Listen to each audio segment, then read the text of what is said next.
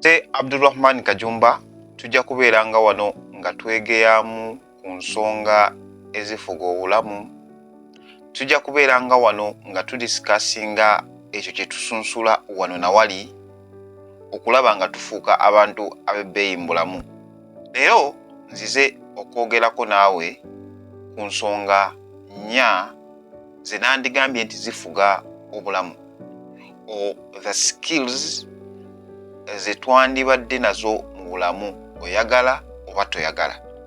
Wali obeddeko awo n'olaba omuntu nga mu butuufu byakola biswaza, naye nga mwana wattu ebintu ebyo byakola tamanyi nti biswaza because teyatwala budde kubisunsula kumanya nti bya muwendo. Kale nno nga bwe bagamba nti amagezi bwe buggagga, ekintu kyonna kya bbeeyi ng'okiyina ng'omanyi omugaso gwakyo. Ekintu ekyo kya bbeeyi ku balala abo abatakiyina naye ate nga bamanyi omugaso gwakyo. Kankuwe skills zino nnya, maybe ojja kufunamu ekyokuyiga, maybe ojja zigabaganako n'omuntu omulala. Skill esooka oba okumanya, as in the knowledge, wisdom esooka yandibadde nti okwambala obulungi, okwefaako, okulabika obulungi kya muwendo nnyo. Njagala nkuwa ekyokulabirako. Obadde oyina w'oyita ng'osanga omuntu awunya obulungi, alabika obulungi, abeera smart everyday, naye ng'omulabidde ebbanga ddene. Wabula bwe mutuula okwogera nga engeri abantu gye bamudescribinga bagamba nti ogamba oli gaye abeera smart, ekyo kyokka kimufuula omuntu alina respect eyo gy'atali. It's like he has sold himself to the public because of always looking attractive, being smart. Era nga mwana wattu okulabika obulungi, okuwunya obulungi y'ensonga esooka okwetunda to open for you many other doors. Obadde okimanyi nti omukyala oba omwami awunya obulungi ayinza okusikiriza abantu okumwegwanyiza because of the perfume gye yeekubye everyday, because of essaati mwana wattu yinza n'okuba nga si ya bbeeyi naye nga yagiguludde bulungi oba yamunyiriridde. Tekibeera kya bbeeyi. It doesn't mean that you're going to use expensive thing, but it's about recognizing what you are fitting in, n'obeera nga obyeteekako, obyambala, ofunyeezaayo ka perfume akalungi, n'obeera nga okakozesa. Eyo ye skill. I call it a skill because not everyone respect looking attractive, looking good. Ensonga ey'okubiri, the muscle memory. Singa tutuula naawe ebanga ddene and we are discussing many things, but you can recall, you show us that you can recall, ojjukira nnyo, like you are smart. Tekyetaagisa nti omuntu agenda kubeerawo ng'akujjukiza bye mwayogerako luli n'enkya na luli. Like okubeera nga the mental capacity eyina kye tuyita oba like the battery where it is saving much. Beera mugezi asobola okujjukira ebintu eby'omugaso mu bulamu nti bw'onaaba otandise okubijja, like to reveal them out, okay, you are showing people that you are informed with what you learned long ago. How can I bring it in another way? Ekikufuula omugezi byebyo bintu ebingi by'omanyi ng'era bw'osalawo okutandika okubyogera olaga abantu abalala nti yes, me, I am good at this because I learned it long ago, but I can explain it and its value is in this way. You know, I'm a online trader, naye tuyinza okubeera nga tuli ku online tudiscussinga n'olaba nga you are bringing out something, omuntu neewunya nti ekyo wakiyiga otya, n'omulaga value ekirimu, n'akurespectinga based on the way how you've brought out something. You get what I'm saying?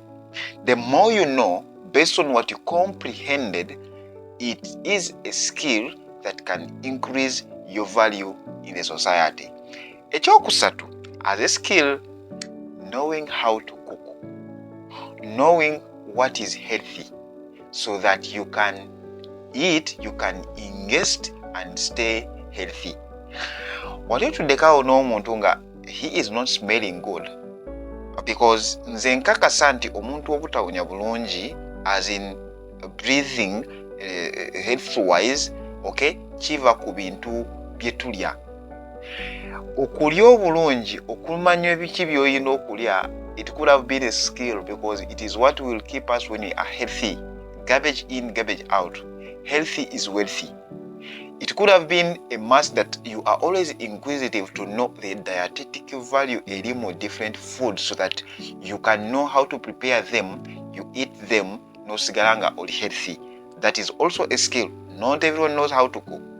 Not everyone is willing to know how to cook. Not everyone is knowing the dietetic value in different foods. Okay? Chovola, many people that are working hard and they are willing to change their life, they are hiring chefs. But even if no salamu no ganti, okay, me, I have a chef at home. Oloza ulichagenda okuletera on the menu is going to be healthy. You must know that bwendia buto mungi is not healthy, of which it takes time for you to learn it. Now, bwetuva awo skill endala, communication. Communication. Tekitegeeza nti I am talking about the way how you talk. It's in two ways.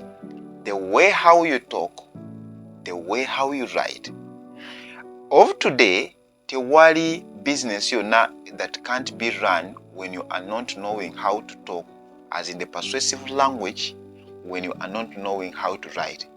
You might be talking to your customers on WhatsApp. That language that you're going to use that is persuading them okuja okuwagira is how you trained yourself or how you were trained by other people how to write, right? I'm not talking about knowing the good English or knowing that other local language, but I'm talking about the pleasing language, the respectful language jogendo kozesa when you are talking to people, when you are writing to them. I am not talking about someone who is rambling, who is talking much. I am not talking about someone who is silent, that he is willing to win the people. We are interested to know what you can say when you decide to talk. No. It's about balancing, that when you come out to speak, you are not rambling, you are not negative, you are not uselessly just uttering, okay? You speak sensibly, so that people rely on what you have said. Okumanyati, yes, we have to respect this guy. He is respecting us. This comes much when you are a leader. Abantu abasinganga bakulembeze, they think that they are above everyone and they can undermine others. No. It is a skill for you to be talking good when you are respecting others. It is a must that as a leader you must know how to write, okay, sensibly, okujaya makulu gali. Those antibo, if you fathom those skills that I talked about, in summary, I have said that skills ezifuga obulamu olwalero, knowing how to communicate through writing very well, through talking respectfully, meaningfully to everyone, okay? Omanye ekisinga okubeera ekyomuwendo ekinyuma. When you recognize that someone is trying to undermine you through communication, then you play reverse psychology when you are talking to him or her in another way. Bw'anabeera mu ne common sense ne logic ajja kurealizinga nti yes, omuntu ono mbadde mutwala bwenti ne bwenti naye I get to calm down because he is not behaving in the same way. So tugambe communication, knowing how to cook so that you stay healthy. When you stay healthy is when you will having a muscle memory, a mental capacity. It is smart to record many things that people will rely on to confirm that you are very smart. You are a good guy to deal with because you recall. Okay, you will persuade the people indirectly through looking attractive. So know how to look good. Let's meet in another video. We will be here on my YouTube channel discussing many things so that we become better people. Bye-bye.